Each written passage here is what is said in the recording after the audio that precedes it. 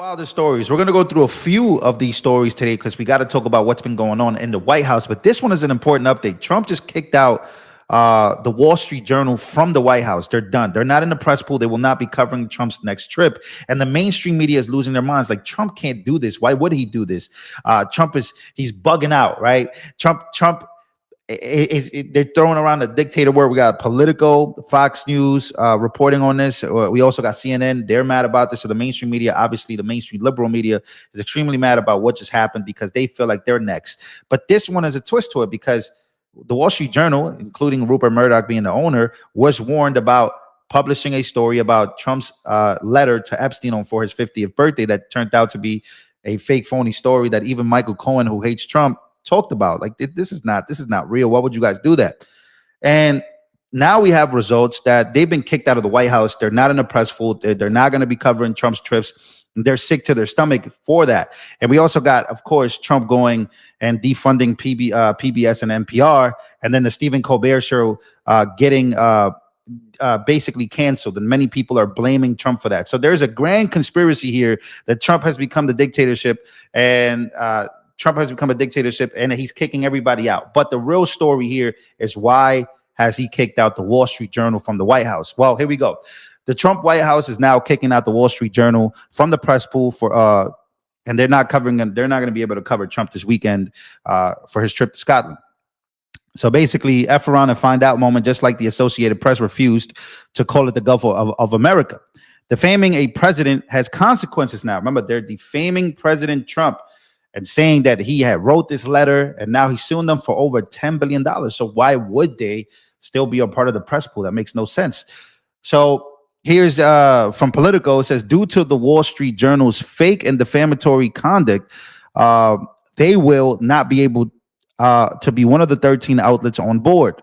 Every news organization in the entire world wishes to cover President Trump, and the White House has taken significant steps to include as many voices as possible, just not these people. These people are crazy. That's from Caroline Levitt. So that's the update we got from Caroline. And here we go. We got more. The Wall Street Journal never actually showed proof. They never showed Trump the Epstein letter. And now they admit they don't even have it in their possession. Trump is about to be paid in this defamation lawsuit. So again, like, this is pretty crazy. The Wall Street Journal published the Hatch Job article with a fake birthday letter that is supposedly from 2003. That is like the Steele dossier that kickstarted the Russia hoax all over. The Wall Street Journal refused to show us. This is coming from Caroline Levitt. Basically, they haven't showed us the letter and conceded that they don't even have it in their possession. When we asked them to verify the alleged document they're basing their entire fake story on. So they don't even have it in their possession. We know that the story is fake, and now they're being sued. They're about to be sued out of business. So why allow them to fly with you, be in the press pool, have all this access to the president when they're working against you and they're conspiring to create a fake story? So that's one of the main reasons they're being kicked out of here. And again, in the media landscape of 2025, things have been getting pretty crazy. NPR and PBS have officially been defunded. No more taxpayer dollars for these people. Especially, somebody said, oh, Trump is evil for what he has done to PBS. What did PBS ever do? Well, when you look at some of the, narratives or some of the agendas that they were pushing, this is extremely reasonable for taxpayers to not be funding this anymore, especially NPR. We know what they've done throughout the time. So this is not all coming by accident, but to the media and to the people, all of this seems like the perfect storm to call Trump the dictator that they claim that he is. But in reality, we know exactly what's going on if you've been keeping up. Why is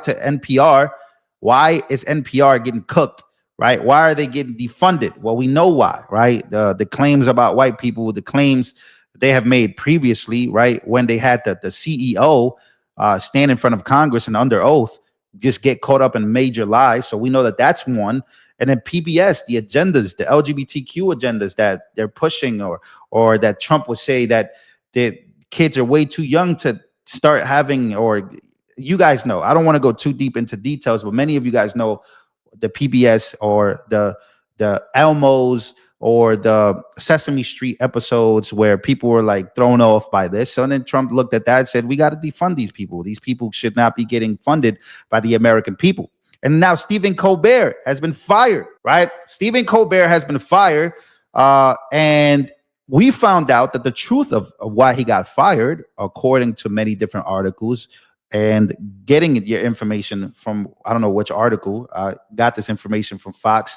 We got this information from many independent sources that also claim that $50 million in losses per year, about $40 million in losses. And he was getting paid $16 million a year. So they were losing money. CBS was losing money. Stephen Colbert has been fired, and basically a humiliating loss year after year after year. But there's also a grand conspiracy from the left that say that Trump was basically had something to do with this. He had more than to do with this. We're going to go through that conspiracy in just a second. But we got ABC, CNN, CBS, Wall Street Journal, and Pulitzer have been fired. I mean, sued, not fired.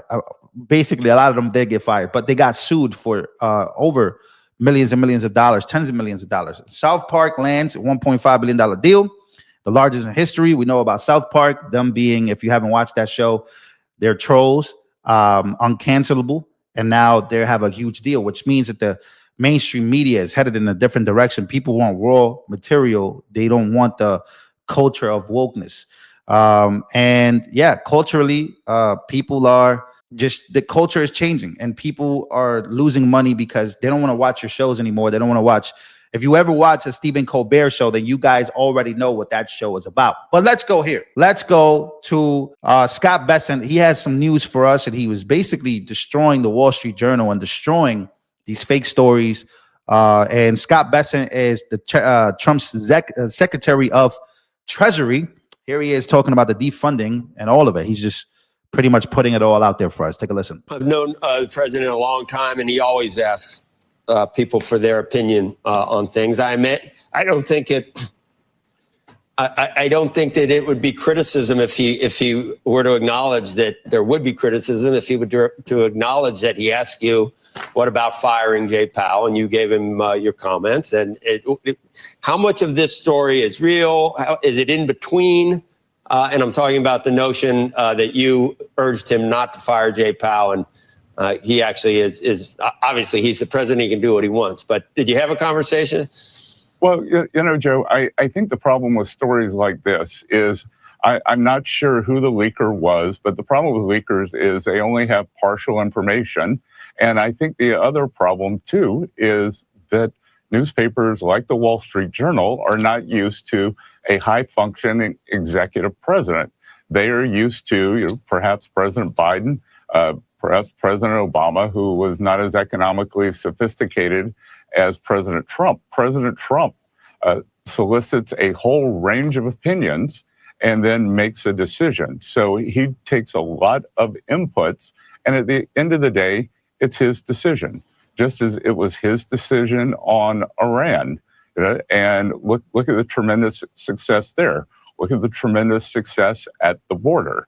And that is what a great executive looks like. I saw a quote from Nina Turner. She is from Ohio. She is, if I'm not mistaken, a congresswoman. She's a Democrat. And she basically said that the Democrats could learn something about Trump. So now, although I don't like what President Trump is doing, I don't like 99.9% of what he is doing. What I do applaud is the fact that he knows how to use power. And I hope that the Democratic Party gets a clue and stop making excuses. This is what power looks like as a president. He's just using his power accordingly. When they say that you can't get things done as the president, well, they're just lying. Look at what Trump is able to do versus what he's not able to do. The shots that he's able to call versus what he's not able to call.